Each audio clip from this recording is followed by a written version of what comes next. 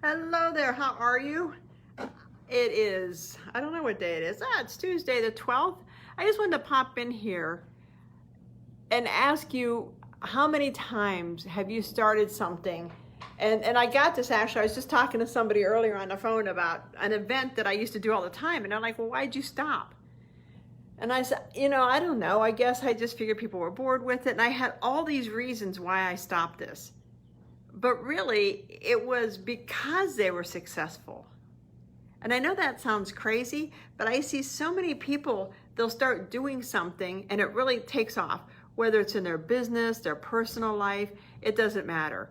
And it's clipping along and people are really loving it. And all of a sudden they pull back.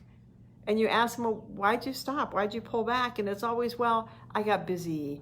And it's a lot of excuses, but really it's how we stop ourselves from achieving our dreams.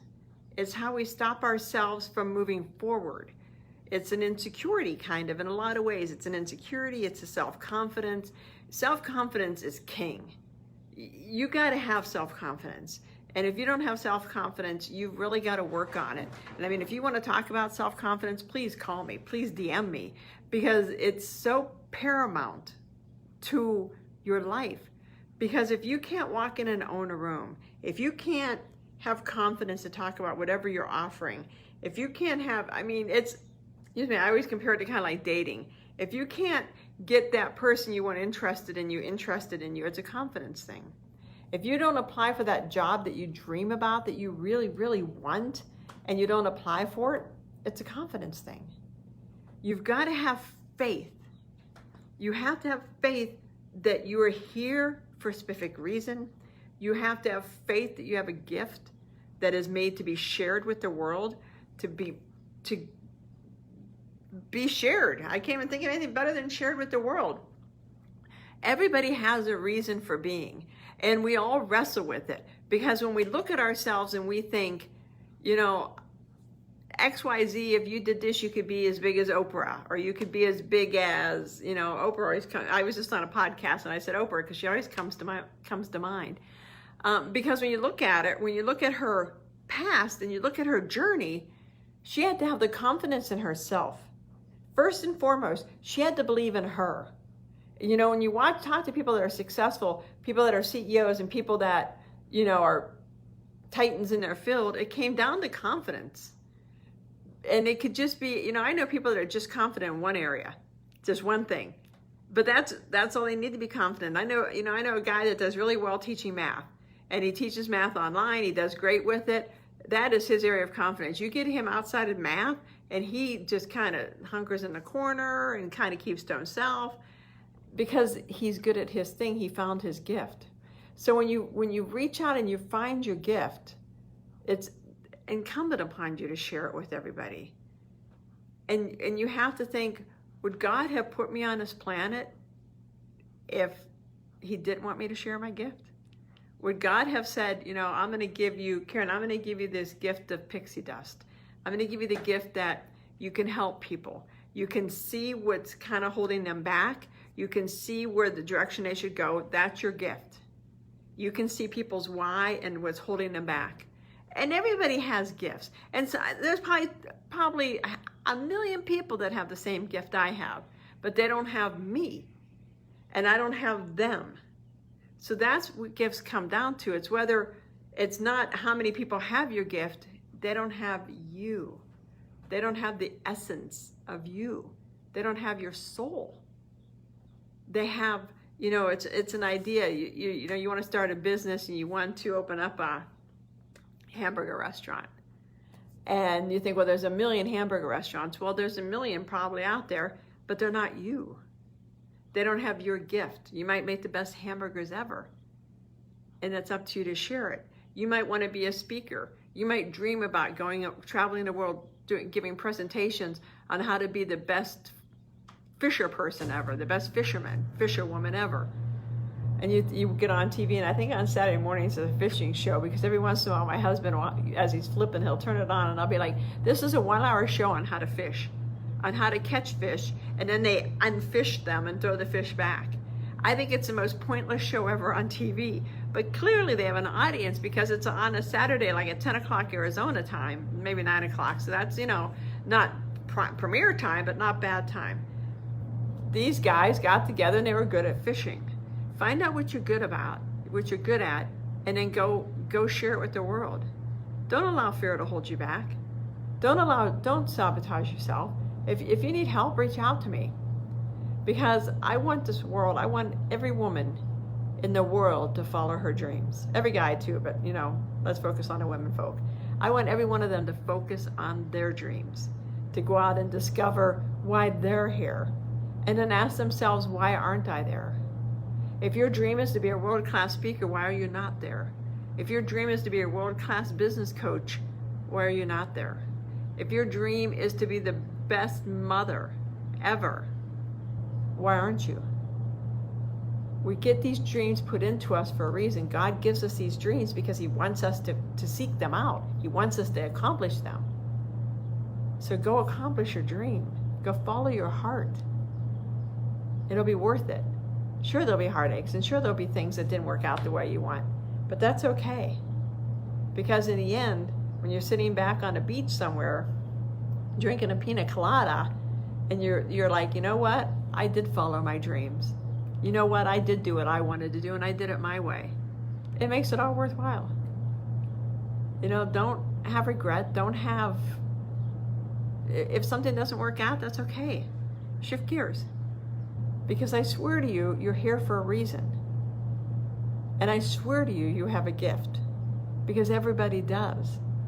God didn't single you out and say, you know what, you're the one person out of the 10 billion on this planet or in this universe that doesn't have a gift. That's not true. We all have gifts. And it's up to you to find it. But it's also okay to change. It's also okay to say, you know what, this is my gift and this was the best thing I've ever done. And then wake up one day and say, you know what, that was the best thing I ever did, but now I want to do this. Because we're made that way. We're explorers. We're made to keep exploring. We're made to explore ourselves and explore the universe. And as you evolve and as you explore, you realize, okay, I was happy here, but now I want this. Or I was happy here, but now I want to be over there. That's okay. I see so many people like, well, I'm doing really good here, but does it make your heart sing? Do you get up every morning excited? I mean, during this COVID-19, if you're not getting up every morning excited, not excited for COVID, not excited for any of that, but for what you're doing. And sure, it's a drag. I mean, this is a 24/7 drag right now. There's no boundaries. I mean, it is never ending. I told my husband that when this is over, I don't want to hear COVID ever again. Because things are constantly shifting. I mean, we had our speaker for our conference, then we switched our dates and she couldn't speak. Now she just called and said, I can speak. I mean, it's constantly moving. And you have to, hey Pam, how you doing? You have to keep moving with it. And you have to keep your head up because you don't know where the next opportunity is going to show up. But there will be opportunities because God will place them in your pathway. And you may look at it and say, oh, this is a cool opportunity, not interested. Pew, and you get rid of it. Or, that's a nice opportunity. I'll check it out, see what I think. And then you're going to get that opportunity where it's like, oh my gosh, that is me. I've got to do that. And it may take you 4 or 5, 10 years. Who knows? There are no such things as overnight successes. And if they are, they're those Instagram folk that, pay to build their audience and then they're an overnight success for about 10 minutes. Like the backpack kid. I don't even know what he's doing now. Maybe he's still backpacking. Who knows? You want to build a sustainable future and you want to build a sustainable business. But you always want to have your head up looking. Because your next opportunity will arrive, your next customer, your next client, your next, for me, online course to teach. You don't know. So don't lock yourselves into anything. And I'm fascinated that phone's ringing because I thought it was unplugged. Oh well. Don't lock yourself into anything. Keep your head up on a swivel because you don't know when your next great opportunity will show up. If you would have told me 20 years ago when I was sitting around a table with 3 millionaires and a billionaire that I would be where I'm at now, I would be like, oh no, that would never happen. And when I was just sitting around the table with the 3 millionaires and a billionaire, I thought I am out of my depth. I have no business being around this table. I was in my little JCPenney outlet JCPenney outlet, $89 navy blue suit. And they spent $89 on their ink pens. It was fascinating. But I saw the opportunity. Keep your head open for the opportunities and know that they're presented to you. It's up to you to recognize them and say, you know what, I'll give that a try, sure. And you guys have seen me, I'll go to teach something and I'll teach it for a little bit and it doesn't grab on and it's like, okay, that's cool. People don't see that out of me. I still wrestle with how do people perceive me because I have my daytime job and my side hustle, and I'm really wrestling now with how people perceive me. Do they perceive me as somebody that can help them heal the past? Do they perceive me more as a business builder? Do they perceive me more as a intuitive? I don't know.